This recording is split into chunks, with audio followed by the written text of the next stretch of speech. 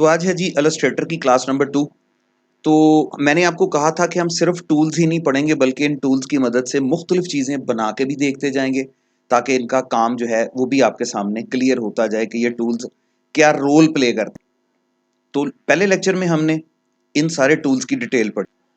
इससे पहले कि आज आगे बढ़ें हमें थोड़ी सी अलाइनमेंट पढ़नी है ताकि हम इन दो एक टूल ये पढ़ेंगे एक टेक्स्ट टूल पढ़ेंगे और इनकी मदद से फिर कुछ कार्ड्स वगैरह बना के देखेंगे। लेकिन उससे पहले ज़रा अलाइनमेंट समझ लें। एक ऑब्जेक्ट आपके पास ये है, एक ऑब्जेक्ट आपके पास ये है। आप ये नीचे वाले ऑब्जेक्ट को पकड़ेंगे पिक टूल की मदद से और पकड़ के इसको मूव करना चाहते हैं। मैंने आपको बताया था कि इसके पास स्मार्ट गाइड्स मौजूद है। स्मार्ट गाइड का रोल ये होगा कि ये जब आप किसी ऑब्जेक्ट को दाएं बाएं ऊपर नीचे मूव करते हैं तो ये आपको हिंट देता है कि ये सही मूव हो रहा है या नहीं। मसलन आप इस ऑब्जेक्ट को मूव करेंगे, ये देखें, जैसे ही आप उस ऑब्जेक्ट के साथ टॉप पे जाएंगे एक वो नील ऊपर जो मजेंटा कलर की लाइन है वो आपको बता रही है कि इन दोनों का टॉप जो है ये टॉप से बराबर है या नहीं है, या ये बॉटम से बराबर है या नहीं है, या एक दूसरे के सेंटर में है या नहीं है। इसी तरीके से अगर आप लेफ्ट राइट मूव करेंगे तो ये देखें आपको बता रहा है कि ये राइट साइड से बराबर है या नहीं है, लेफ्ट साइड से बराबर है या नहीं है, सेंटर से बराबर है या नहीं है। बल्कि इसमें एक और चीज है, आप ड्रा करने से पहले भी ये डिसाइड कर सकते हैं कि पिछला अगला ऑब्जेक्ट जो है वो पिछले ऑब्जेक्ट के साथ अलाइन है या नहीं है। मसलन आपने रेक्टेंगल ली, ये देखें, जैसे ही आप ये यहाँ पे लिखा हुआ पाथ नजर आ रहा है। फर्ज करें कि मुझे अगला ऑब्जेक्ट जो ड्रा करना है वो इस ऑब्जेक्ट का एग्जैक्ट हाफ करना है। तो यहाँ पे कर्सर रखूंगा, कोई बटन नहीं दबाया हुआ, ऑटोमेटिकली आपको स्मार्ट गाइड दे रहा है। यहां से मैं क्लिक करूंगा और क्लिक करने के बाद मैं यहां तक आऊंगा। अब याद रखिएगा कि ये वाला ऑब्जेक्ट पिछले वाले ऑब्जेक्ट के ऊंचाई में एग्जैक्ट हाफ है। इसी तरीके से जो मैं ऑब्जेक्ट अब बनाना चाहता हूं मैं इस ऑब्जेक्ट के विड्थ में एग्जैक्ट हाफ बनाना चाहता हूं।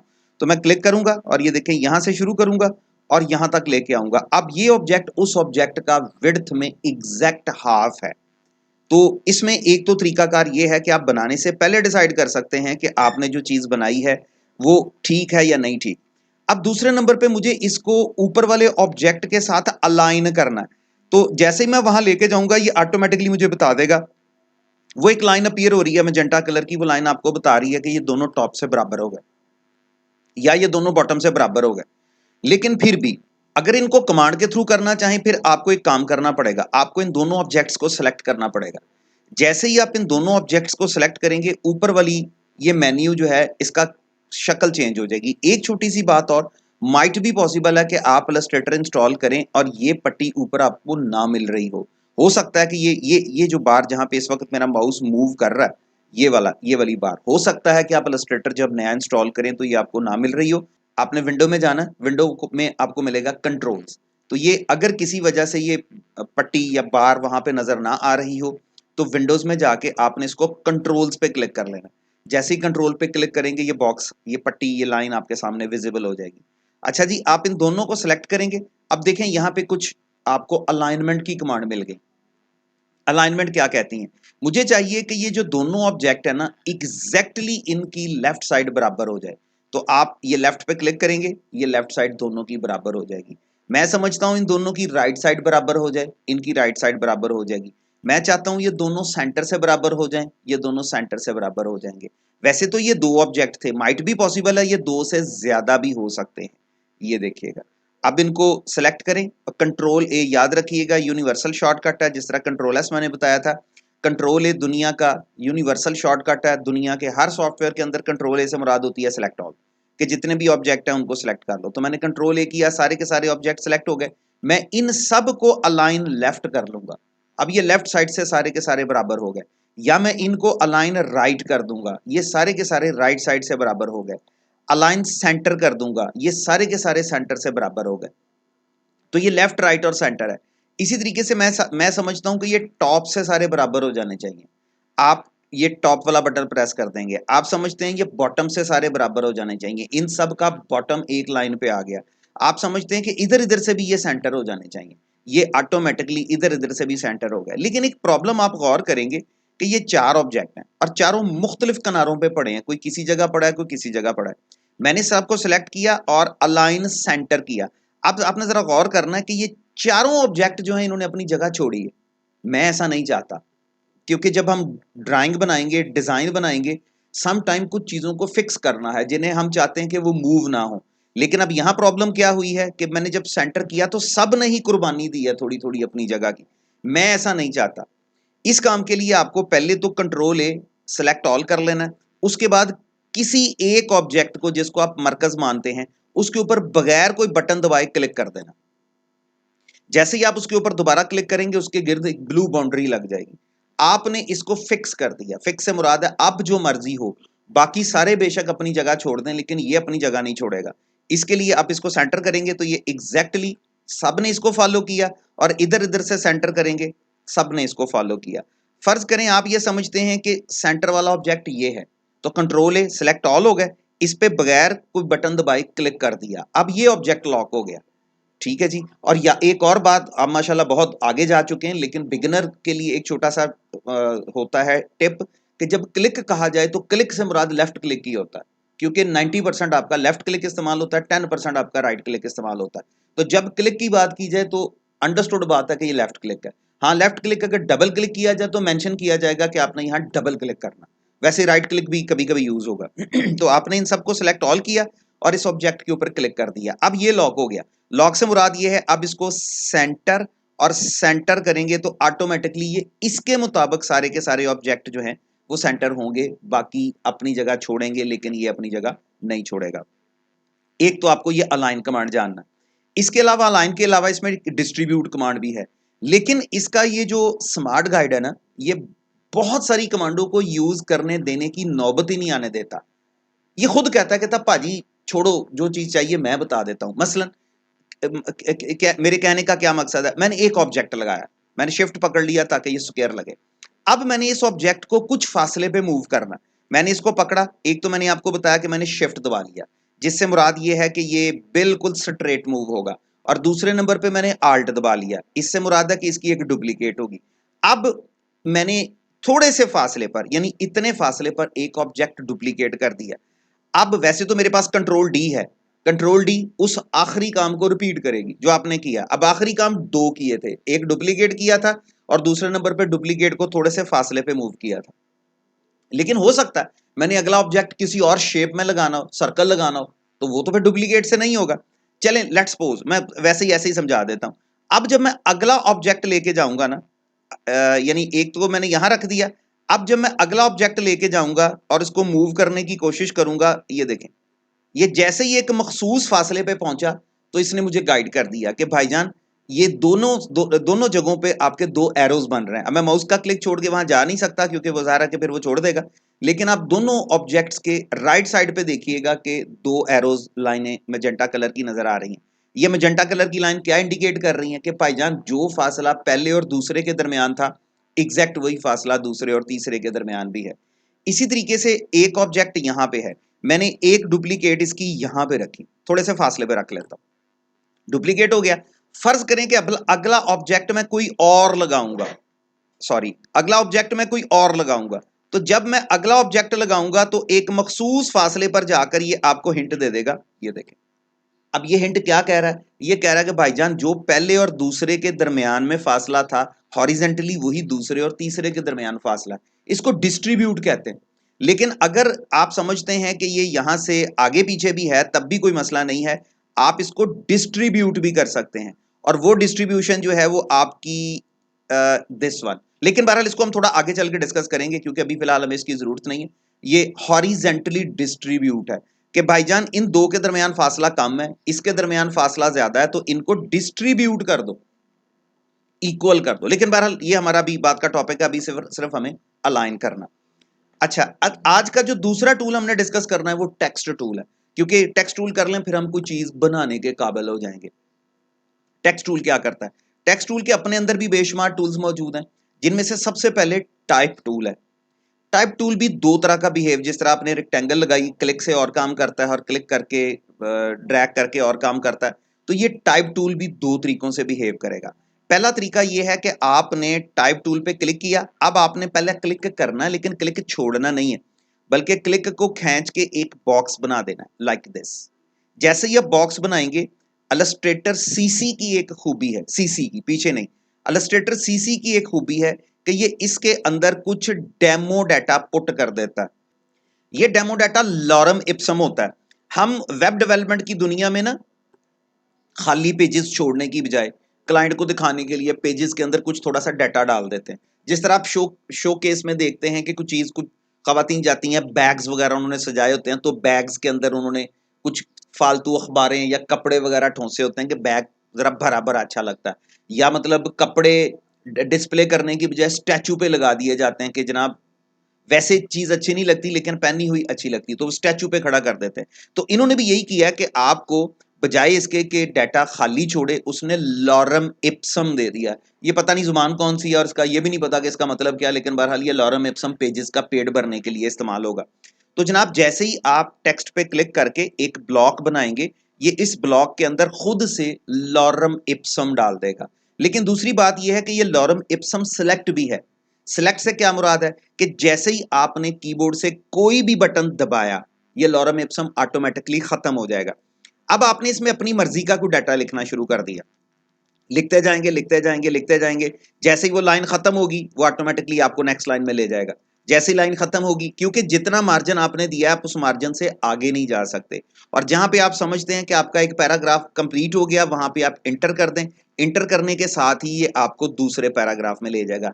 एक टेक्स्ट लिखने का तरीका तो आपके पास ये आ गया, और दूसरा टेक्स्ट लिखने का तरीका ये है कि आपने टेक्स्ट को सिलेक्ट किया और जस्ट स्क्रीन पे क्लिक कर दिया, ड्रैग नहीं करना। अब जैसे क्लिक करेंगे तो वो सिर्फ 2 वर्ड लिखेगा, लॉरम इप्सम। अब इसमें मैं क्या लिखता हूं, फर्ज करें मैं अपना नाम लिख देता हूं, ये ले जी। अच्छा, अब एक काम आपको, इसको फाउंट, इसका साइज, बोल्ड, इटैलिक, अंडरलाइन, ये सारी चीजें करनी थी। या तो लिखने से पहले कर दें, लिखने से पहले इसलिए कर दें कि वो सिलेक्टेड था, चेंज हो जाएगा। अगर अब आप करना चाहते हैं तो अब आप इसको सेलेक्ट करेंगे। सेलेक्ट करने के लिए माउस का क्लिक दबाएं, सेलेक्ट कर लें या कंट्रोल ए कर लें, जो भी आपका दिल करता है। क्या करना चाहते हो, सबसे पहला काम तो मुझे ये, इसने जो फाउंट लगाया है ये बाय डिफॉल्ट इलस्ट्रेटर जो है ये लगाता है माई प्रो। माई प्रो, तो आप अगर यही फाउंट लगाना चाहें तब भी आपकी खुशी, नहीं तो रंग बिरंगे फाउंट आपके पास मौजूद हैं। जो भी फाउंट आप इस्तेमाल करके अप्लाई करना चाहेंगे वो फाउंट अप्लाई हो जाएगा। सेकंड वन ये है कि आप इसका जितना साइज बड़ा करना चाहें, 72 तक तो ये आपको स्क्रीन पे डिस्प्ले कर रहा है, लेकिन इसका ये मतलब हरगिज नहीं है कि ये 72 तक रहेगा।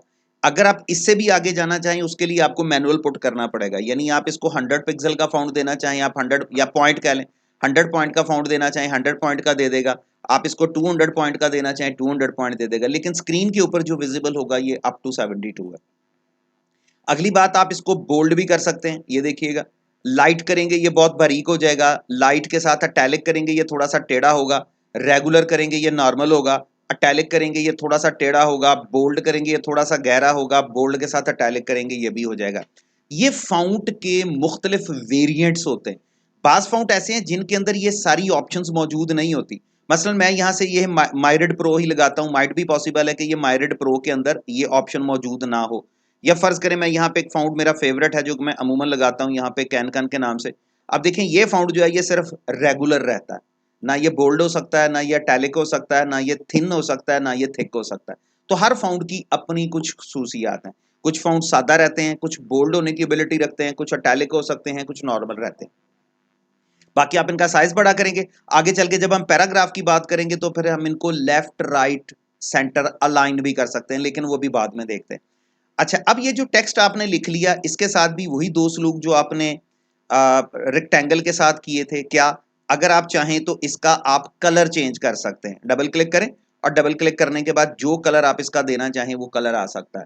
दूसरी बात, अगर आप चाहें तो इसकी आउटलाइन चेंज कर सकते हैं। आउटलाइन पर डबल क्लिक करें एंड देन आप आउटलाइन का कलर चेंज कर लें।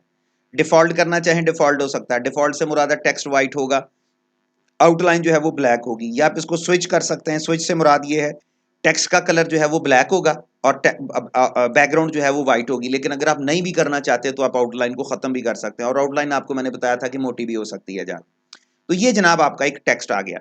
लेकिन रुके जरा, टेक्स्ट के साथ एक सलूक और करके देख लें। समटाइम आप कहीं से टेक्स्ट बाहर से भी लेके आते हैं। फर्ज करें कि आप कहीं से बाहर से टेक्स्ट कॉपी करके लाते हैं। ये मेरे पास कुछ लॉरम इप्सम है, 3-4 पैरे मैंने कुछ लॉरम इप्सम के लिखे हुए हैं। लेट्स सपोज मैंने इन सबको कॉपी कर लिया। कॉपी करने के बाद अब मैं क्या करता हूं, मैं यहां से एक टेक्स्ट के लिए ब्लॉक लगाता हूं। फर्ज करें ये मेरे टेक्स्ट का ब्लॉक है, लेकिन इसके लिए डेफिनेटली एक तो मैं कैलबरी का ही फाउंट लगाऊंगा और एक मैं इसका फाउंट साइज जो है वो जरा नॉर्मल कर लेता हूं, कुछ 14, 16, 18 के करीब कर लेता हूं। लेट्स सपोज मैं चले 18 के करीब करता हूं। अब वो जो टेक्स्ट में लेके आया हूं वो मैं यहां पेस्ट कर देता हूं। लेकिन अब भाई साहब ये रेड कलर का निशान दे रहे हैं, ये रेड कलर का निशान इंडिकेट कर रहा है कि जो आप कॉपी करके लाए थे वो ज्यादा था और यहां बॉक्स छोटा है, टेक्स्ट पूरा नहीं आया। इसके लिए अभी तक हमने कल पिछले लेक्चर में ये टूल यूज नहीं किया था जिसका नाम है डायरेक्ट सिलेक्शन। आपने डायरेक्ट सिलेक्शन लेके इस रेड बटन पे क्लिक करना। जैसे ही रेड बटन पे क्लिक करेंगे, गौर कीजिएगा आपके कर्सर के साथ एक पैराग्राफ का सिंबल दोबारा से बन गया।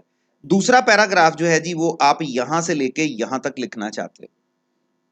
अभी भी रेड डॉट बन रहा है, रेड डॉट इंडिकेट कर रहा है कि भाईजान अभी भी ये डाटा आपका पूरा नहीं हुआ। और यहां आके दोबारा क्लिक करें, ये देखें एक दोबारा से पैरा आपके पैरा बन जाएगा और उसके बाद आप यहां आके क्लिक कर दें।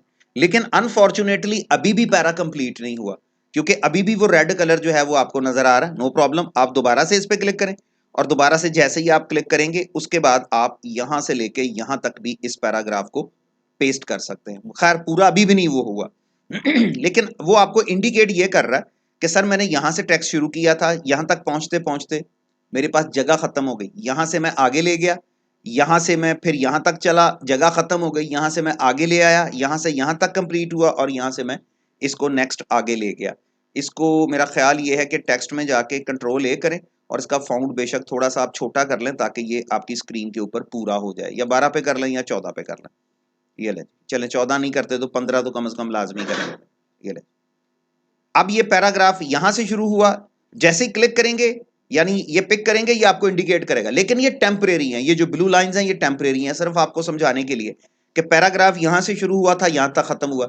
उसके बाद कहता है जी जगह खत्म हो गई, मैं टेक्स्ट को यहां ले गया। उसके बाद मैंने इस टेक्स्ट को यहां तक रखा, फिर जगह खत्म हो गई, मैं टेक्स्ट को यहां ले गया, यहां तक रखा और फिर जगह खत्म हो गई, मैं इसको यहां पे आगे ले गया और यहां पे जाके ये पैराग्राफ जो है ये आपका कंप्लीट हो गया। लेकिन ये जो सिलेक्शन है ये टेम्परेरी है, जैसे ही आप इसको किसी दूसरी जगह पे क्लिक करेंगे ये आपका पैराग्राफ खत्म हो जाएगा। ये जनाब आपका टेक्स्ट टूल है और मैंने आपको बताया कि अगर आप इसको वैसे नॉर्मल हालात में लिखना चाहें उसके लिए जस्ट आपको एक क्लिक कर देना और क्लिक करने के बाद देन आपका जो दिल करे, एक लाइन में लिखना चाहें, 2 लाइनों में लिखना चाहें, 3 लाइनों में लिखना चाहें, 4 लाइनों में लिखना चाहें, 5 लाइनों में लिखना चाहें, आपकी अपनी खुशी है। अब वो मैंने ये थोड़े से पैराग्राफ इसलिए लिखे हैं थोड़े से आगे पीछे करके, मैं जरा बाकी अलाइनमेंट की कमांड्स भी आपको सिखा सकूं। ये देखिए ये अलाइन लेफ्ट है, अगर आप चाहेंगे तो ये अलाइन राइट भी हो जाएगा। जरा थोड़ा सा इसको लेफ्ट साइड पे ले आए, ये देखें अलाइन राइट से मुराद ये कि ये पैराग्राफ राइट से बराबर होगा, लेफ्ट से छोटा बड़ा होगा। और अगर आप इसको अलाइन सेंटर करेंगे तो हर लाइन के जितनी स्पेस लेफ्ट पे छोड़ी जाएगी उतनी स्पेस राइट पे छोड़ दी जाएगी। और अगर आप अलाइन लेफ्ट कर देंगे तो ये लेफ्ट से बराबर हो जाएगा और राइट से ये जो लाइन है ये आपकी छोटी बड़ी हो सकती है। तो ये काम आप अलाइनमेंट कर सकते हैं। हो सकता है आपको लाइनों के दरमियान भी फासला कम करना पड़े, लफ्जों के दरमियान सॉरी कम या ज्यादा करना पड़े, बिटवीन लाइन स्पेस कम या ज्यादा करनी पड़े, या आपको मे भी पॉसिबल है कि आपको लफ्जों के दरमियान टेक्स्ट जो है वो कम या ज्यादा करना पड़े। इसके लिए ये देखिएगा करेक्टर लिखा हुआ, लेकिन ये आज का टॉपिक नहीं होगा, ये फिर किसी अगले लेक्चर में डिस्कस करेंगे कि करेक्टर में जाएंगे तो ये आप लाइनों के दरमियान स्पेस जो है ये भी कम ज्यादा कर सकते हैं। ये देखिएगा फिलहाल ऑटो पे थी, ये कम भी की जा सकती है और ये ज्यादा भी की जा सकती है, लेकिन मैंने आपको बताया कि ये फिलहाल आज का टॉपिक नहीं है। और इसी तरीके से अगर आप चाहेंगे तो ये आपके जो वर्ड्स हैं वर्ड्स के दरमियान भी स्पेस या इसको स्ट्रेच किया जा सकता है, या आप ये वर्ड्स के दरमियान ये देखिएगा ये लफ्ज जो है ये एक दूसरे के ऊपर ओवरलैप कर रहे हैं या ये एक दूसरे को थोड़ा सा धक्का दे के आगे जा रहे हैं, या स्ट्रेच किया जा सकता है या बेस लाइन शिफ्ट वगैरह। लेकिन बहरहाल ये आज का टॉपिक अभी नहीं है, अभी फिलहाल आप सिर्फ इतना लिखेंगे कि आप टेक्स्ट कैसे लिखेंगे। बाकी फाउंड वगैरह आपका जो दिल करे जैसा दिल करे आप फाउंड पहले भी लगा सकते हैं। मसलन अगेन एक दफा मैंने अपना नाम लिखा तो लिखने के बाद अगर आप चेंज करना चाहेंगे तो आपको इसको सिलेक्ट करना पड़ेगा और फिर आप साइज चेंज करेंगे, या लिखने से पहले, लिखने से पहले से मेरी क्या मुराद है, लिखने से पहले से मुराद आप क्लिक करें, अभी उसने लॉरम इप्सम को ही सिलेक्ट किया हुआ, यहीं से आप इसका फाउंड जो है वो चेंज कर लें और फाउंड चेंज करने के बाद यहीं से आप इसका साइज चेंज कर लें। जब ये सारे काम हो जाएंगे फिर आप अपना टेक्स्ट लिखेंगे तो फिर जो है वो आप टेक्स्ट लिख, बाकी मैंने आपको बताया कि आप इसका कलर वगैरह जो है वो दे सकते हैं और अगले काम कर सकते हैं। थोड़े से टेक्स्ट, थोड़े से टूल इसके साथ और देख लें, फिर आगे लेके चलते हैं बात को। अगला टूल जो है जी वो इसके साथ है area type tool. Area type tool में ये है कि आप किसी भी एरिया के अंदर अपना टेक्स्ट लिख सकते हैं। एरिया से क्या मुराद है? लेट्स सपोज मेरे पास एक एलिप्स लगा हुआ, ये वैसे इसका कलर उसने ब्लैक कर दिया, नो प्रॉब्लम, स्विच कर लें। स्विच करने से मुराद ये है कि कलर नन कर दो और आउटलाइन दे दो, लेकिन ब्लैक भी होता तब भी कोई फर्क नहीं पड़ना था, इसने तब भी कर दिया। क्या तुम टेक्स्ट इसके अंदर भी लिख सकते हो? वो कहता है जी बिल्कुल लिख सकता हूं, लेकिन उसके लिए आपको एरिया टाइप टूल में जाना है, और जैसे ही आप इस ऑब्जेक्ट को टच करेंगे इसके अंदर टेक्स्ट लिख दिया जाएगा। मैं जरा फाउंड थोड़ा सा छोटा कर लूं क्योंकि फाउंड जरा बहुत बड़ा था, और इसको दोबारा से एक दफा जरा कैलबरी कर लेते हैं, कैलबरी कर लेते हैं, बल्कि लाइट ना करें कि इसको आप कैलबरी में रेगुलर कर लें, सॉरी कैलबरी और कैलबरी में चले रेगुलर कर लें। जरा इसको एक दफा मैं डिलीट कर देता हूं और दोबारा फिर लिख देता हूं कि ये आपका एरिया है। मैंने आपको बताया कलर से कोई फर्क नहीं पड़ता, और ये आपका एरिया टाइप टूल है, और आपने जस्ट इस पे क्लिक कर दिया। जैसे ही क्लिक करेंगे इसके अंदर टेक्स्ट आ गया। ज्यादा छोटा फाउंट फील कर रहे हैं तो थोड़ा बड़ा कर लें, चलें 12-12-14 के करीब फाउंट रखें ताकि वो खूबसूरत भी लगे। एरिया टाइप टूल है, लेकिन अलाइन लेफ्ट है, नो प्रॉब्लम, आप इसको जाएंगे और अलाइन सेंटर, क्योंकि ऑब्जेक्ट की जरूरत है। ऑब्जेक्ट इस किस्म का है कि आपको टेक्स्ट जो है वो सेंटर में लिखा खूबसूरत नजर आएगा, लेकिन ये करेगा ये कि जब आप इसको टाइप कर लेंगे और छोड़ देंगे इसकी जान, तो वो जो बाहर बॉक्स लगाया था वो बॉक्स खत्म हो जाएगा, या एलिप्स लगाई थी वो एलिप्स खत्म हो जाएगी, लेकिन टेक्स्ट को उस शेप में कन्वर्ट कर जाएगा। इसी तरीके से अगर आपका जो ऑब्जेक्ट है, चलें फर्ज करें यहां से कोई और ऑब्जेक्ट लगाते हैं, लेट्स सपोज मैंने यहां पे पॉलीगॉन लगाया, ये ले, मैंने आपको बताया कलर से कोई फर्क नहीं पड़ेगा, कलर ब्लैक हो तब भी, किसी भी कलर में हो तब भी वो अपना टेक्स्ट लिख जाएगा। अब फर्ज करें कि ये मेरे पास एक पॉलीगॉन है, क्या तुम इस शेप में लिख सकते हो? आपने एरिया टाइप टूल पे क्लिक करना है और जस्ट क्लिक कर देना। सेंटर लाइन मैंने पहले किया हुआ है, लेकिन जैसे ही इसको छोड़ेंगे ये उस शेप में कन्वर्ट हो जाएगा। तो ये आपका एरिया टाइप टूल है। इवन दो कि अगर आपका ये स्टार होगा ये तब भी यही रोल प्ले करेगा। ये ले, ये आपका स्टार है, इस स्टार के अंदर जो है वो आपको एरिया टाइप टूल लिखना है। तो जैसे ही आप एरिया टाइप टूल में जाएंगे और इसके ऊपर क्लिक करेंगे, सॉरी इसकी ऑब्जेक्ट के साथ क्लिक कर दें, ये ले, ये आपका एरिया टाइप। तो किसी भी शेप के अंदर एरिया को लिखा जा सकता है। अगला टूल जो इसके अंदर हम इस्तेमाल करेंगे वो है type on a path tool. Type on a path tool बड़ा मजेदार टूल है और बड़ा जबरदस्त किस्म का टूल है, लेकिन इससे पहले मैं इसके कुछ लोगोज दिखा दूं आपको। ये देखें जी, ये लोगो की एग्जांपल दे रहा हूं आपको, ये मुख्तलिफ शक्लों के लोगो हैं आपके पास। तो अगर आप ये चाहते हैं कि ये इस तरह के लोगोज आप बना सकें, ये भी देखिएगा, ये भी देखिएगा, ये जरा बैकग्राउंड इसकी ट्रांसपेरेंट है इसलिए ये ब्लैक कलर में नजर आ रहा है। और ये देखिएगा, ये government post graduate college Samanabad Faisalabad, ये लोगो है। तो ये इस तरह के लोगो अगर आप चाहेंगे डिफाइन करना चाहें तो ये आप बड़े आराम के साथ इस कमांड के साथ जो मैं आपको करा रहा हूं, करवाने जा रहा हूं, इस कमांड के साथ आप ये काम कर सकते हैं। ये देखिएगा, आपके पाकिस्तान का एक बड़ा अदारा नैब, नेशनल अकाउंटेबिलिटी ब्यूरो, ये उनका लोगो है।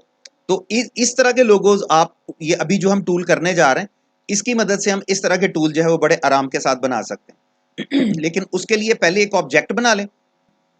ये लें जी, एक फर्ज करें सर्कल आपका ये हो गया, इसको डिफॉल्ट कर लें और एक इसका डुप्लीकेट कर लें। डुप्लीकेट कर लें, क्यों वह मैं अभी आपको वजह बताता हूं। अब पहला टेक्स्ट इसके अंदर लिखना है, तो आप type on a part tool में आए और यहां आके आपने क्लिक कर दिया। कैलबरी है और कैलबरी को आपने बोल्ड कर लिया, साइज आइडियल है। चले मैं फर्ज करें यहां पे लिखूंगा जी कायदे आजम एजुकेशनल कॉलेज, ये लें। लेकिन मुझे फील हो रहा है कि मुझे इसका फाउंड थोड़ा छोटा कर लेना चाहिए क्योंकि मैंने अभी इसमें बाकी चीजें भी लिखनी, फैसलाबाद लिखना है, पाकिस्तान लिखना है, वगैरह वगैरह। आप डायरेक्ट सिलेक्शन में गए और मैंने आपको बताया कि ये दो आपको एरोज बताएगा, एक एरो आपने इसके साथ इसकी तरफ मूव कर देना और एक एरो आपने इसकी तरफ मूव कर देना। ये दो काम आपको पहले करने पड़ेंगे।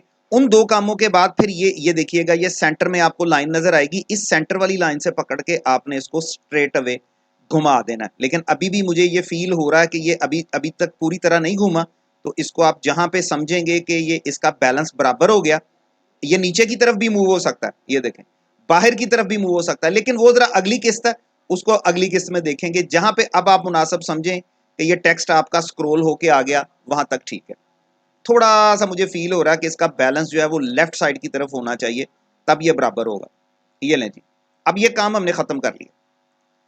अब चूंकि मैंने आपको पहले बताया कि मैंने फैसलाबाद पाकिस्तान लिखना है, अब दोबारा type on a part tool में जाएंगे और इस पे क्लिक कर देंगे। इस पे क्लिक करने के बाद हम यहां पे लिखेंगे जी फैसलाबाद, मेरा ख्याल है काफी है।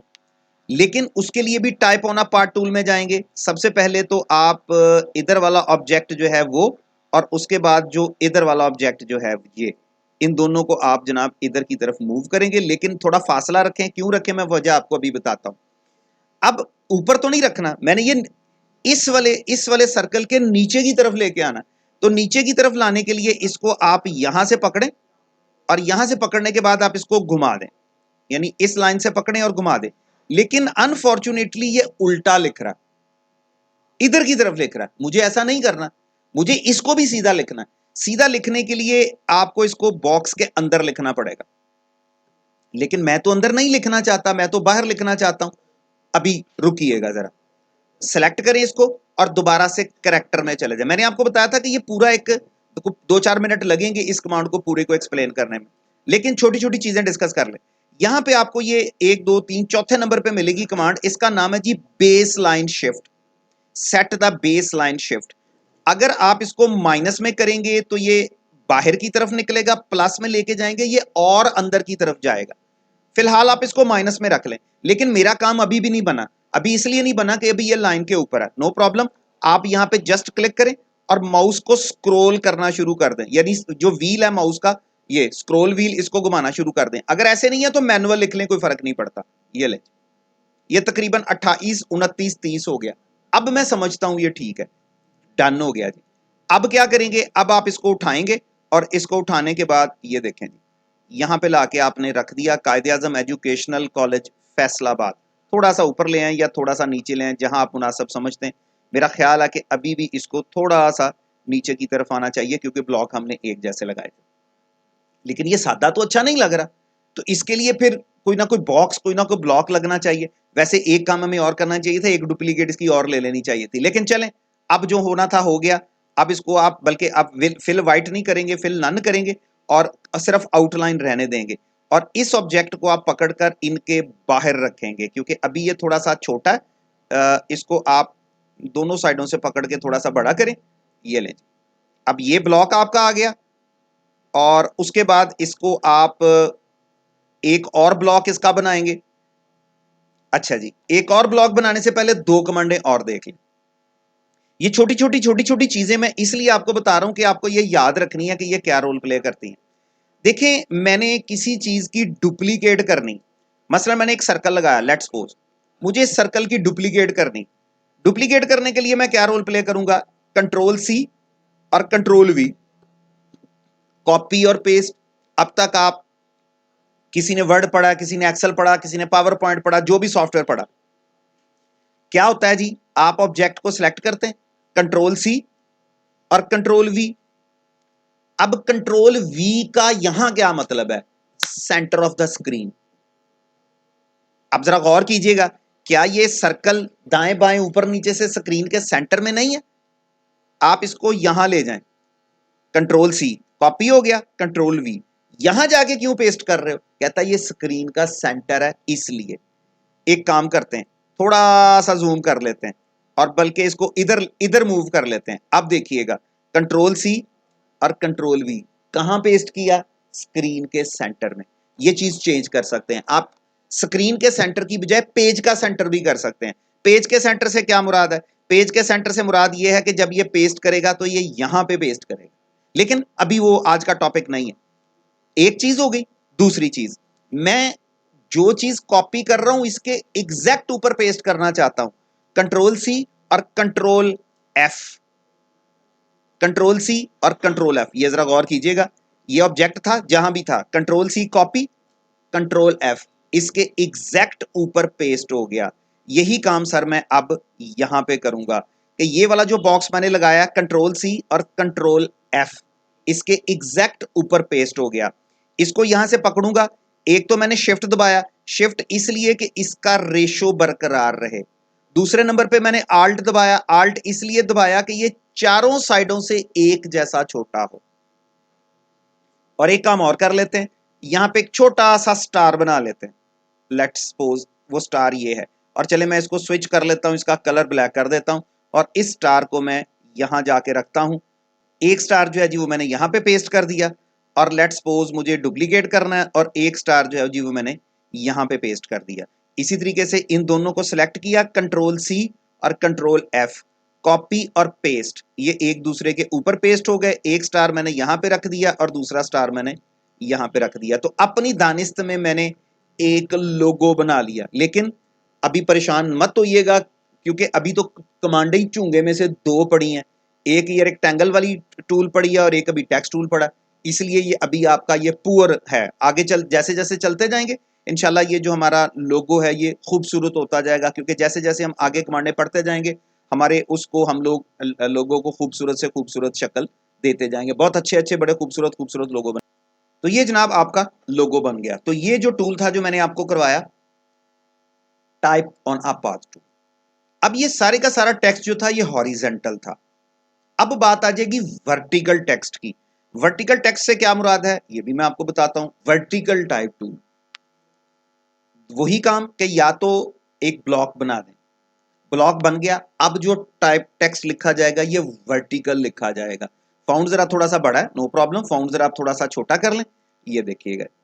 अब क्या होगा, अब ये टेक्स्ट ऊपर से नीचे की तरफ लिखा जाएगा लाइक दिस। और इसको आप टॉप से बराबर करना चाहें, आप इसको बॉटम से बराबर करना चाहें, आप इसको सेंटर अलाइन करना चाहें। लेकिन अगर आप समझते हैं कि मैंने लिखना है जो लिखना है, तो फिर ब्लॉक बनाने की जरूरत नहीं है, जस्ट इंटर कर देना, क्लिक कर देना। अब देखिए मैं अगर अपना नाम लिखता हूं ना, तो ये मुझे इंटर करने की जरूरत नहीं पड़ रही, वरना क्या होना था, हर लफ्ज के बाद मुझे इंटर करना पड़ना था। वो कहता नहीं, मैं आपको लिख के ही ऊपर से नीचे की तरफ दूंगा। और इसी तरीके से अगर आपने फर्ज करें कोई ऑब्जेक्ट लगाया है, लेट्स सपोज वो ऑब्जेक्ट एज यूजुअल वो यही है जिस तरह हमने पहले लगाया था, इसके अंदर टेक्स्ट लिखना है लेकिन वर्टिकल लिखना है, तो वर्टिकल एरिया टाइप टूल दिया गया। अब जैसे ही आप वर्टिकल एरिया टाइप टूल लेके इसके ऊपर क्लिक करेंगे, ये देखें ये टेक्स्ट ऊपर से नीचे की तरफ सेंटर लाइन है, लेकिन बहरहाल, और जैसे ही इसको आप छोड़ेंगे तो ये टेक्स्ट आपका कुछ इस तरीके से बनेगा। तो ये वर्टिकल एरिया टाइप टूल है। और इसी तरीके से उसने एक और ऑप्शन दी हुई है, vertical type on a path tool. इसमें कुछ फर्क है, लेकिन फर्क आपको तब समझ आएगा जब मैं दोनों चीजें आपको बना के दिखाऊंगा। एक ऑब्जेक्ट आप यहां लगा लें, इसको आप डिफॉल्ट कर लें या स्विच कर लें, और एक ऑब्जेक्ट जो है वो डुप्लीकेट करके यहां बना लें। उससे ये होगा आपको दोनों में फर्क समझ आ जाएगा कि दोनों में फर्क क्या है। फर्ज करें कि पहले हम लिखते हैं vertical type on a path tool, ये वाला, और उसके बाद अब ये बेस लाइन शिफ्ट अंदर की तरफ है, इसलिए ये इतना ज्यादा अंदर की तरफ जा रहा है, नो प्रॉब्लम। आप करेक्टर में जाएं और करेक्टर में जाने के बाद इसको 0 कर दें, ये ऑटोमेटिकली आपके नॉर्मल हो जाएगी। इसके बाद आप क्या करें, आप दूसरा ऑब्जेक्ट सेलेक्ट करें, और दूसरा ऑब्जेक्ट सेलेक्ट करके अब आप vertical type on a path tool इस्तेमाल करें। ये देखिए जी, ये उम्मीद है कि आपको समझ आ गई होगी। वो जो टेक्स्ट है वो अपने आप को फॉलो करता है, अपनी शेप बिगड़ने नहीं देता, लेकिन ये कहता है शेप बिगड़े तो बिगड़े, लेकिन मैंने बिल्कुल लाइन के ऊपर ऊपर चलना। यानी ये वाला टेक्स्ट जो है ये लाइन का ताबेदार है। लाइन का ताबेदार ये भी है, लेकिन ये अपने साथियों का भी ख्याल रखता है कि थोड़ा थोड़ा तो मैं बेंड करूंगा, ज्यादा बेंड नहीं करूंगा। तो इस तरीके से आप vertical type on a path tool से ये काम कर सकते हैं। और एक बात और याद रखिएगा कि जरूरी नहीं है कि ये सर्कल पे ही लिखा जा सकता है, ये किसी भी टेढ़ी मेढ़ी जिग जैग लाइन पे भी लिखा जा सकता है। खैर अभी हमने टूल पढ़ा तो नहीं है, टूल तो हम खैर कल पढ़ेंगे अभी, लेकिन चले मैं आपको थोड़ा सा आइडिया दे देता हूं कि ये मेरी एक जिग जैग लाइन है। लेट्स सपोज ये मेरी एक जिग जैग लाइन है। इस जिग जैग लाइन के ऊपर अगर मैं कुछ टेक्स्ट लिखना चाहूं तो कैसे लिखूंगा, या फर्ज करें यही जिग जैग लाइन जो है ये, चले मैं लेट्स सपोज इसको थोड़ा सा रोटेट कर देता हूं, ये देखिए। अगर इस पे लिखना होगा तो कैसे लिखूंगा, इस पे लिखने के लिए मैं type on a path tool और जस्ट क्लिक कर दूंगा, जैसे ही क्लिक करेंगे इसके ऊपर देखेंगे टेक्स्ट आ गया। लेकिन अगर वर्टिकल लिखना है उसके लिए आप ये वाली लाइन सेलेक्ट करेंगे, ये इस पे ये लिखना है आपने, तो इसके लिए vertical on a path tool, ये देखिएगा। थोड़ा सा लिख लें ताकि आपको अंदाजा हो जाए कि ये क्या कह रहा है, लेकिन ये ऊपर से नीचे की तरफ लिखें ताकि ये ऊपर से नीचे की तरफ लिखा जाए। इसको पकड़ के थोड़ा सा मूव कर ले, ये बहुत ज्यादा ऊपर चला गया, लेकिन यहां से पकड़ के इसको नीचे ले आए। उम्मीद है कि आपको बात समझ आ गई होगी कि type on a path tool और vertical type on a path tool से क्या मुराद है। तो ये दोनों डिफरेंट किस्म के हैं। हाँ, आगे अगर अभी सिर्फ टूल्स पढ़ रहे हैं, याद रखिएगा, परेशान नहीं होना, अभी सिर्फ टूल्स पढ़ रहे हैं।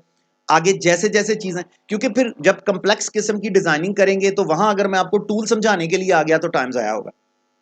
फिर आगे जाके जब मैं चीजें बनाऊंगा, मुख्तलिफ ऑब्जेक्ट्स ड्रा करूंगा, तो आपके दिमाग में होगा कि हाँ, हमने ये कमांड पढ़ी थी, उस कमांड की मदद से ये सारा परफॉर्म किया जा रहा है, इसलिए ये आना चाहिए। आखिरी बात, टच टाइप टूल बड़ा मजेदार टूल है, लेकिन उसके लिए जरा पहले एक दफा सादा टेक्स्ट लिख लें, फिर मैं आपको बताता हूं कि ये टच टाइप टूल का रोल क्या है। फर्ज करें मैंने यहां पे लिखा है जी, चले फर्ज करें मैंने अपना नाम ही लिख लिया ELH। अब प्रॉब्लम ये है कि इसका अगर मैं कलर चेंज करना चाहूं, सर सारे का होगा, बगैर पूछे होगा और सारे का होगा। लेट्स सपोज मैंने इसमें गोल्डन कलर लगाना, सारे का होगा। अगर मैं चाहूं एक का करे एक का ना करे, ऐसा नहीं हो सकता। मैंने फर्ज करें इसकी आउटलाइन चेंज करनी है, याद रखिएगा सारे की होगी। मैंने फर्ज करें इसकी आउटलाइन को थोड़ा थिक करना है, तो याद रखिएगा ये सारे की होगी। मैंने इसका फाउंड जो है वो चेंज करना है, तो याद रखिएगा ये सारे का होगा। ऐसा नहीं हो सकता कि कुछ का कर दे और कुछ का ना करे, ऐसा नहीं हो सकता, लेकिन मैं ऐसा चाहता हूं। क्योंकि लोगोज के अंदर कभी कभी टाइपोग्राफिक लोगो भी होता है। लोगो क्या होता है सर? किसी कंपनी की पहचान। जितनी भी रजिस्टर्ड कंपनीज हैं उनका कोई ना कोई स्पेसिफिक लोगो होता है, क्योंकि जब आप जाते हैं किसी रजिस्ट्रेशन अथॉरिटी की तरफ, चाहे आप पाकिस्तान में जाएं या पाकिस्तान से बाहर जाएं, आपको पहले एक लोगो पेश, यानी रजिस्ट्रेशन से क्या मुराद है, आप या गवर्नमेंट ऑफ पाकिस्तान को कहते हैं या आप इंटरनेशनल गवर्नमेंट को कहते हैं कि भाईजान मेरे प्रोडक्ट की कोई कॉपी ना कर सके। पेप्सी एक इंटरनेशनल ब्रांड है, मैकडोनल्ड एक इंटरनेशनल ब्रांड है, आप अपनी दुकान खोल के उसके बाद मैकडोनल्ड का लोगो नहीं लगा सकते, आपको पकड़ लिया जाएगा। क्यों? उनका वो लोगो रजिस्टर्ड है। हाँ, उनसे फ्रेंचाइज लेके आप मैकडोनल्ड बना सकते हैं। इंटेल का एक लोगो है, HP का एक लोगो है, डेल का एक लोगो है, माइक्रोसॉफ्ट का एक लोगो है, हर कंपनी का एक लोगो है। तो लोगो क्या होता है? लोगो सादा पिक्चर भी हो सकती है। पेप्सी की आप जानते हैं लोगो पेप्सी का, तो लोगो एक सादा पिक्चर भी हो सकती है। ये सारे के सारे लोगोज हैं जो आप देख रहे हैं। अब ये एक लोगो है पेप्सी का, लेकिन ये पुराना लोगो है, पहले पेप्सी का ये वाला लोगो होता था। अब पेप्सी जो है वो इस लोगो पे शिफ्ट हो चुकी है। अब पेप्सी की प्रोडक्ट के साथ इस किस्म का लोगो जो है ये आपको स्क्रीन पे नजर आता है, तो लोगो है। ठीक है, तो सिर्फ पिक्चर भी लोगो हो सकती है।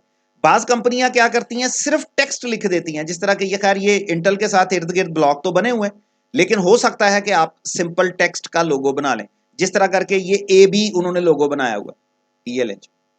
तो सिंपल टेक्स्ट जो है वो भी लोगो हो सकता है, सिंपल पिक्चर भी लोगो हो सकती है, और पिक्चर और टेक्स्ट मिला के भी दोनों लोगो बन सकते हैं। तो सर ये आपका लोगो, ये सारे जो आप देख रहे हैं ये लोगोज ही हैं। तो आपका जिस तरह का दिल करेगा आप उस तरह का लोगो बना लेंगे। अब मैं ये चाहता हूं कि मेरे टेक्स्ट का लोगो बन जाए, उसके लिए मुझे ये जो अमीन लिखा है, मुझे इसके साथ सलूक अलहदा अलहदा करने, हर वर्ड का फाउंट अलहदा हो, हर वर्ड का साइज अलहदा हो, हर वर्ड का कलर अलहदा हो। एक और चीज मैं यहां पे चलते चलते बता दूं, लोगो में तो थोड़ी बहुत छूट है। लोगो के अलावा ग्राफिक्स की दुनिया में टेक्स्ट को स्ट्रेच नहीं किया जाता, बदतमीजी मानी जाती है। स्ट्रेच करने से क्या मुराद है? आपने एक साइड को पकड़कर टेक्स्ट खींच लिया, वो एक साइड राइट लेफ्ट हो सकती है या वो एक साइड टॉप बॉटम हो सकती है, बदतमीजी मानी जाती है। टेक्स्ट को कभी भी स्ट्रेच नहीं करते। हाँ, लोगो बनाना हो वो अलहदा बात है। उर्फे आम में आप क्या करते हैं, आपको जब भी टेक्स्ट को बनाना होता है ना साइज, आप इसको यहां से फाउंड देते हैं, 150, 200, 300, जो भी करना फाउंड देना है, बड़ा नहीं करना। हाँ, अगर कभी अमरे मजबूरी इसको खींचना पड़ जाए, देन आपको एक पहला काम ये करना है कि इसका किनारा पकड़ना है, और दूसरा काम ये करना है आपको इसके साथ शिफ्ट होल्ड करना है। शिफ्ट होल्ड करने से ये होगा कि जितनी लंबाई बढ़ेगी उसी तनासब से ऊंचाई भी बढ़ेगी। सिंपल टेक्स्ट को स्ट्रेच करना बदतमीजी माना जाता है ग्राफिक्स की दुनिया में, मासवाई लोगोस के। अब मेरा क्या प्रोग्राम है? मेरा प्रोग्राम ये है कि सर ये जो टेक्स्ट है ना, इसके साथ गेम ही मैंने अलग अलग करनी। क्या गेम अलग अलग करनी? इनमें से हर चीज का कलर, हर चीज का फाउंट, हर चीज का साइज जो है वो डिफरेंट होना चाहिए। उसके लिए मैं क्या करूंगा जी, उसके लिए फिर आप इस टेक्स्ट को लिख लें। पहले इसी टेक्स्ट के अंदर आपको एक टूल मिलेगा, touch type tool. Touch type tool, ए पे आके आपने टच पे क्लिक कर देना। पहले टच टाइप टूल ले लेना है, ए पे क्लिक कर देना है। क्यों सिलेक्ट किया? सबसे पहला काम, मैंने ये ए को जो फाउंड देना है ना, वो मैंने थोड़ा चेंज देना है। दूसरी बात, ये जो ए है इसका मैंने कलर रेड करना, लेट्स सपोज, और मुझे इसका आउटलाइन नहीं चाहिए। अगली बात, मुझे इसको मजीद थोड़ा सा स्ट्रेच करके बड़ा करना। अब आप एम पे क्लिक कर दें। अब आपके हथे चढ़ गया एम। एम के लिए आप जो भी फाउंट लगाना चाहें वो आपकी अपनी खुशी। उसके बाद मैं एम को बोल्ड भी करना चाहता हूं, लेकिन मैं एम का कलर जो है वो ब्लू करना चाहता हूं। मैंने एम का कलर ब्लू कर दिया। अगली बात, मुझे इसकी आउटलाइन नहीं देनी। और तीसरी बात, मुझे इस एम को थोड़ा सा राइज्ड रखना है, ऊपर की तरफ रखना है। उसके बाद मैंने आई पे क्लिक कर दिया। आई को मैं ड्रैग करके जहां मेरा दिल करेगा मैं यहां ले जाऊंगा। इसका भी मैंने अपनी मर्जी से कलर चेंज करना है। लेट्स सपोज मैंने इसका कलर डार्क मैजेंटा रखना है और मुझे इसकी आउटलाइन नहीं चाहिए और साइज ठीक है। उसके बाद मैंने एन पे क्लिक करना है। एन की पोजीशन मैंने थोड़ी सी चेंज करनी है। चेंज करने के बाद मुझे इसका कलर सॉलिड येलो चाहिए, सॉलिड येलो। लेकिन जो इसकी आउटलाइन है वो ब्लू अच्छी नहीं लग रही। इसके लिए मैंने क्लिक करना है और क्लिक करने के बाद मैंने इसकी डार्क रेड आउटलाइन कर देनी। और अगली बात, मुझे इसका साइज जो है वो इतना बड़ा नहीं करना, मुझे तकरीबन इसको 150 का साइज देना है। थोड़ा सा इसका पोजीशन गिर गई। और आखिरी बात, मुझे इसका फाउंट जो है वो भी चेंज करना है, मुझे कुछ इस किस्म का इसका फाउंट देना। लें जी, मेरा टेक्स्ट जो है, अब मेरा लोगो जो है वो कंप्लीट है। यानी मैंने टेक्स्ट की मदद से लोगो बना लिया। तो क्या करेंगे, आप सिंपल टेक्स्ट पहले लिख लेंगे। लिखने के बाद आप यहां पे आएंगे और टच टाइप टूल पे क्लिक करेंगे। जिस जिस टेक्स्ट पे आप क्लिक करेंगे, ये देखिए मैं ए को थोड़ा सा हाइट में बढ़ाना चाहता हूं और विड्थ में भी बढ़ाना चाहता हूं। विड्थ फिर ये इधर को बढ़ेगी। एम पे क्लिक कर लिया। एम की विड्थ जो है ये टच टाइप टूल। एम पे क्लिक किया। एम की विड्थ जो है वो मैं थोड़ी कम करना चाहता हूं, मुझे नहीं अच्छी लग रही इतनी विड्थ। हाइट में बेशक थोड़ी सी बढ़ा दूं, लेकिन विड्थ में मुझे नहीं अच्छी लग रही, तो मैंने विड्थ थोड़ी सी कम कर दी। फिर मैंने आई पे क्लिक किया। क्यों क्लिक किया? मैंने आई की विड्थ भी थोड़ी सी कम करनी और इसकी मैंने पोजीशन चेंज करनी। फिर मैंने एन पे क्लिक किया। क्यों? मैंने यार इसकी विड्थ बहुत ज्यादा है, विड्थ कम करो और हाइट थोड़ी सी ज्यादा करो। तो इस तरीके से आप इस टेक्स्ट को लोगो में बदल सकते हैं। तो ये इसके लिए आप जनाब टच टाइप टूल का इस्तेमाल करेंगे। ठीक हो गया, टूल आज के खत्म हो गए। मैं एक विजिटिंग कार्ड बनाने जा रहा हूं ताकि ये जो चीजें हमने पढ़ी हैं ये सारी की सारी आपकी समझ में आ जाए। तो हम एक विजिटिंग कार्ड बनाने जा रहे हैं।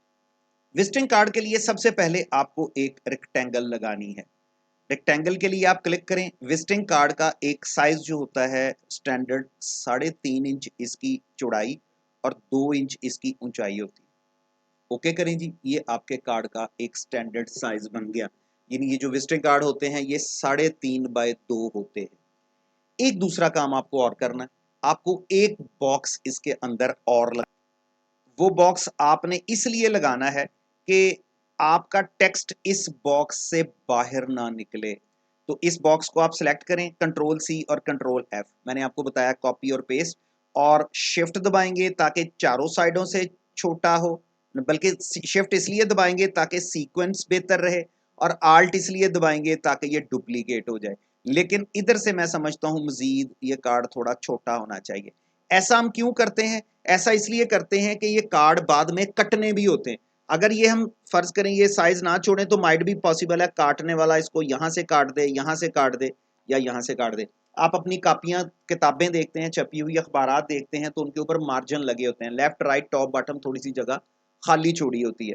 तो वो खाली जगह जो है उसको मैनेज करने के लिए आपने थोड़ा सा मार्जिन लगाना है। तो अब ये वाला जो ब्लॉक है, बेशक ये बहुत ज्यादा आउटलाइन है, बेशक आप इनको थोड़ी कर लें आउटलाइन को, लेकिन ये काम करेंगे। अब कोई भी चीज इस बॉक्स से बाहर नहीं जाएगी, ये जो अंदर वाला बॉक्स है। बिस्मिल्लाह करते हैं जी कार्ड बनाने के लिए। सबसे पहले टाइप टूल में जाते हैं, यहाँ पे क्लिक करते हैं। फाउंड बहुत बड़ा है, फाउंड का साइज जो है वो तकरीबन कोई 24 के करीब करते हैं।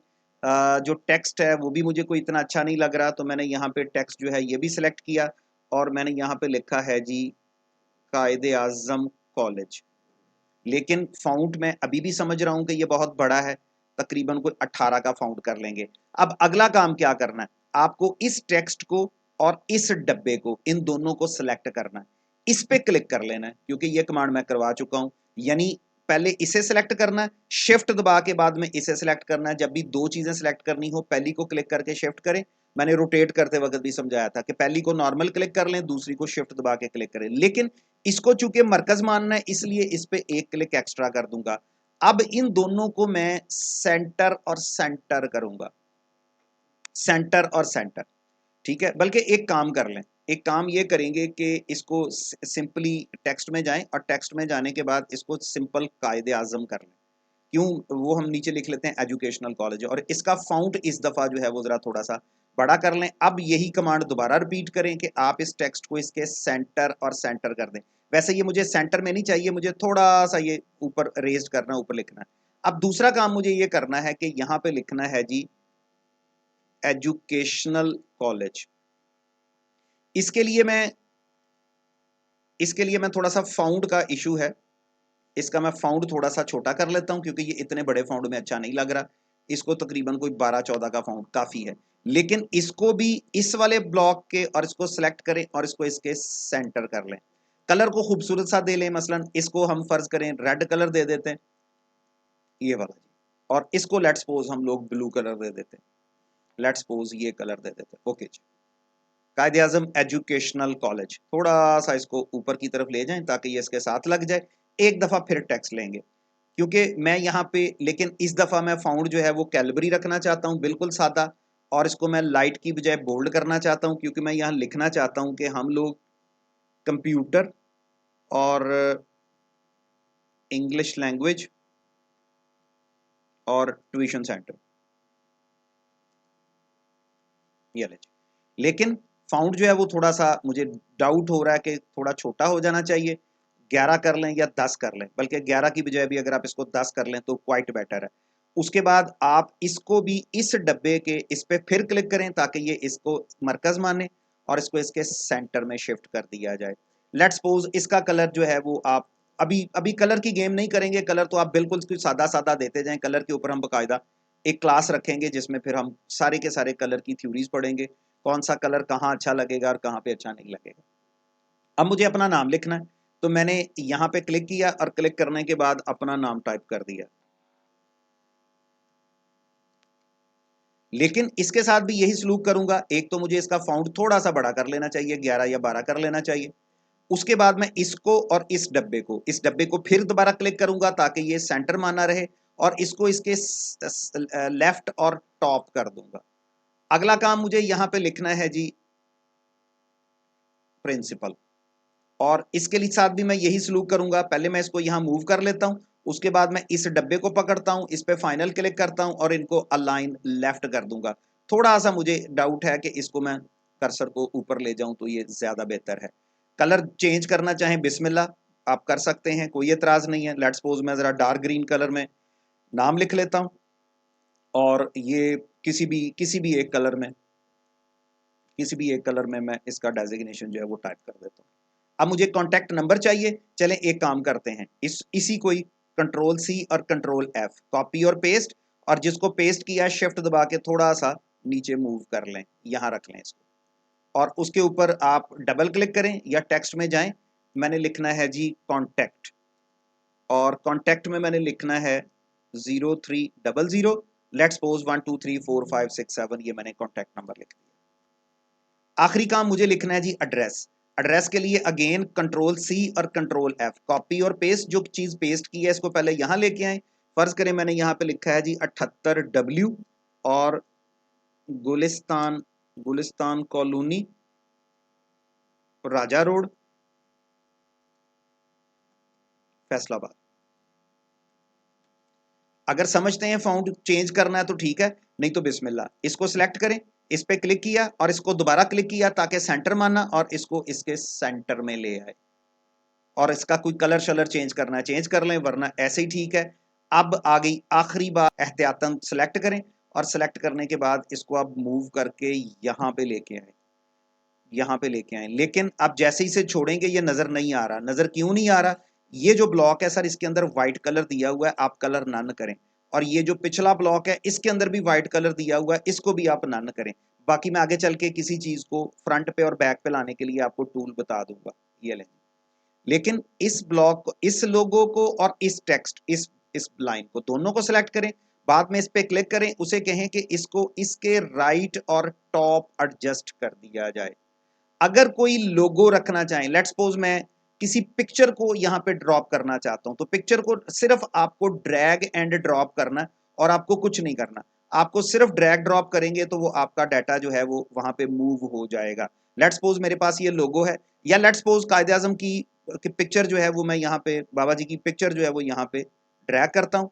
कैसे ड्रैग करनी है, चलें ये भी एक मिथ है, ये भी सुन लें कि किसी भी पिक्चर को आपने फिलहाल ड्रैग करना है और ड्रैग करने के बाद यहाँ ड्रॉप कर देना है, और ड्रॉप करने के बाद आपको यहाँ पे इम्बेड का बटन मिलेगा, आपने इम्बेड करनी है, क्योंकि जब तक आप इसको इम्बेड नहीं करेंगे ये इसका हिस्सा नहीं बनेगी।